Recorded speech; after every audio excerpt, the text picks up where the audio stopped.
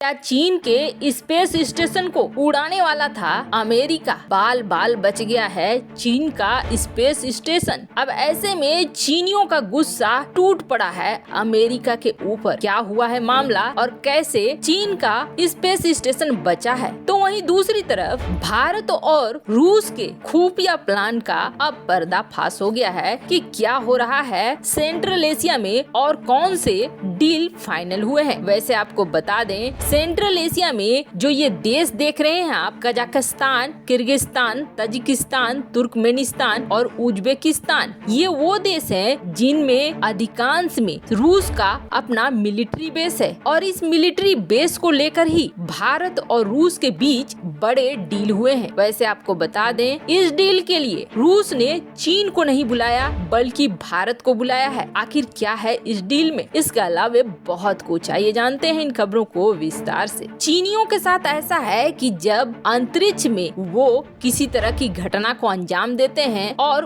उसका भुगतान पूरी दुनिया करती है तो वो चुप हो जाते हैं। वो चुपचाप एक कान से सुनकर दूसरे कान से निकाल देते हैं। हाल ही में जब 2 बार चीनी रॉकेट अचानक से ब्लास्ट हो गया और फेल हो गया, लेकिन कचरा जो है वो अंतरिक्ष में घूमने लगा। इस कचरे से परेशानी होने की संभावना थी, लेकिन किसी तरीके से वैज्ञानिकों ने सूझबूझ से टाल दिया। उस वक्त पश्चिमी देशों ने चीन को चेताया कि इस तरीके से अंतरिक्ष में कचरा फैलाना ठीक नहीं है। स्पेस स्टेशन को लेकर बड़ा खतरा हो सकता है। जो हमारे अंतरिक्ष यात्री हैं वहाँ पर, उन्हें भी खतरा हो सकता है। अब संयुक्त राष्ट्र में चीन दौड़ा और चीन ने एक पूरा डॉक्यूमेंट बनाकर संयुक्त राष्ट्र में रखा, जिसमें ये बताया कि अमेरिका की हरकत की वजह से चीन का स्पेस स्टेशन बुरी तरीके से टकराने से बाल बाल बचा। और अमेरिका ने एक बार नहीं बल्कि 2 बार, 1 जुलाई को और 21 अक्टूबर को इस तरह की हरकत की, जिससे किसी तरीके से वैज्ञानिकों ने सूझबूझ से इस बड़े हादसे को टाल दिया है। और आपको बता दें, चीन का आरोप किसी और पर नहीं है बल्कि चीन का आरोप टेस्ला और स्पेसएक्स के मालिक एलन मस्क पे है। एलन मस्क को लेकर ये कहा गया है कि अपने स्टारलिंक प्रोजेक्ट, जिसके तहत वो दुनिया भर में इंटरनेट देना चाहते हैं, उस प्रोजेक्ट में इस तरीके से सैटेलाइट के साथ मेंटेनेंस की समस्या आई कि ये चीन के स्पेस स्टेशन से टकरा जाते और ऐसे में इसे रोकने के लिए बड़े कदम उठाने पड़े और जरूरी कदम उठाने पड़े। हालांकि आपको बता दें, संयुक्त राष्ट्र संघ में चीन ये मामला ले गया और चीनी नागरिक इधर इनके ऑनलाइन प्लेटफॉर्म पर जमकर निशाना साध रहे हैं और ये कह रहे हैं कि एलन मस्क जो है वो अमेरिका का एजेंट है। स्टारलिंक सैटेलाइट एक कचरा है। अमेरिका ने स्पेस हथियार के रूप में इसका इस्तेमाल किया है ताकि दूसरे की सैटेलाइट को तबाह किया जाए, स्पेस स्टेशन को तबाह किया जाए। वैसे एलन मस्क का ये प्रोजेक्ट मौजूदा सैटेलाइट और स्पेस टेलीस्कोप के लिए बहुत बड़ा खतरा है, जबकि एलन मस्क का मानना है कि साल 2022 में स्टारलिंक के इंटरनेट का काम पूरा हो जाने से पूरी दुनिया में 50 से 150 MBPS तक बिना किसी बाधा के इंटरनेट मिलेगी और दुनिया के किसी भी कोने में मिलेगी। खैर, अमेरिका और चीन की ये लड़ाई तो चलती रहेगी। वहीं दूसरी तरफ एक ऐसा एग्रीमेंट निकल कर सामने आया है जो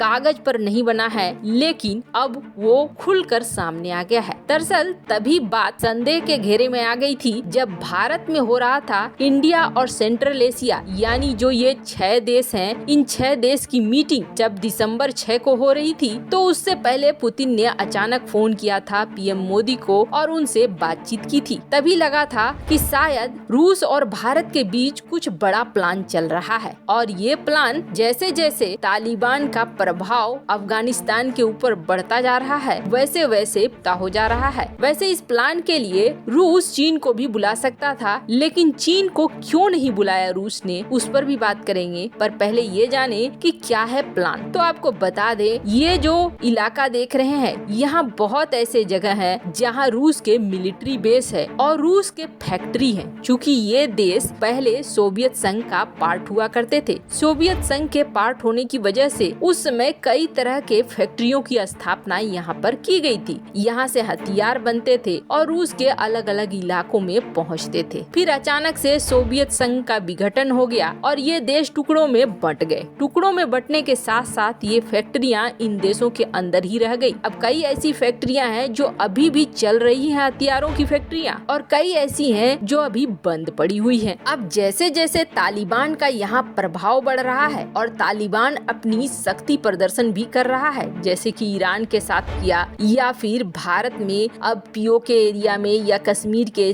एरिया में बहुत ज्यादा घुसपैठ बढ़ रही है। इसे देखते हुए दोनों ही देश बहुत अच्छे से समझते हैं कि तालिबान भविष्य में जाकर हमारा ही खतरा बनेगा। अब जहाँ तक बात है रूस और चीन की, तो रूस और चीन ने आपस में भले ही कई तरह की बातें की हो, लेकिन रूस कभी नहीं चाहता है कि उसके मिलिट्री बेस या उसके हथियारों के कारखानों में चीन की किसी भी तरह की एंट्री हो। वैसे आपको बता दे, जो ये सेंट्रल एशिया के देश हैं, कजाकिस्तान, किर्गिस्तान और तजिकिस्तान, इनके साथ एक संधि है, CSTO संधि रूस के साथ, और इस संधि के अनुसार रूस इन देशों को बचाने आएगा जब भी कुछ होता है। इसी के तहत रूस ने बड़ी संख्या में सेना की तैनाती भी कर दी है, क्योंकि तजिकिस्तान अभी भी ये महसूस कर रहा है कि तालिबान से उसे खतरा है। अब 30 सालों से इनका संबंध रहा है भारत के साथ भी और रूस के साथ। ऐसे में रूस ने ये निर्णय लिया है कि जो ये इलाके हैं और जो यहाँ फैक्ट्रियां और बेस है, इसका इस्तेमाल भारत करे। फैक्ट्रियों का इस्तेमाल भारत और रूस मिलकर करेंगे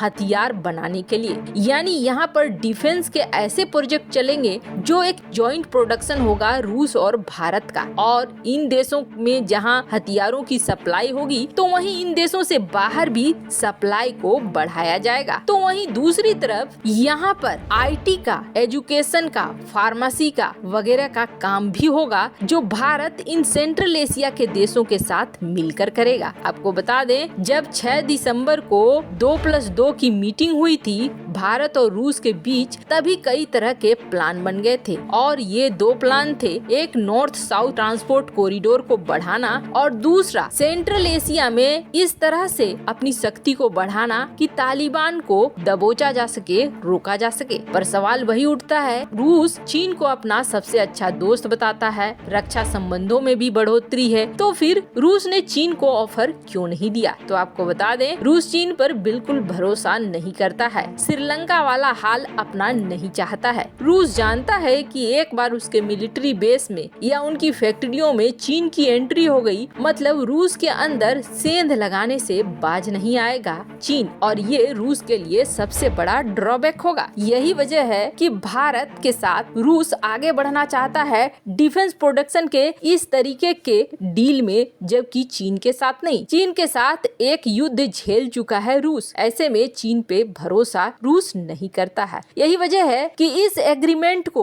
पेपर पे नहीं लाया गया है और अंदर खाने ये डील अब रूप ले रही है, जिसकी वजह से इन 6 देशों के प्रमुखों को बुलाया गया है 26 जनवरी को मुख्य अतिथि के रूप में। वैसे आपको क्या लगता है, भारत को रूस के साथ इस डील में आगे बढ़ना चाहिए? कमेंट कर अपनी राय जरूर बताएं। जल्द मिलते हैं अगले वीडियो में नई खबर के साथ।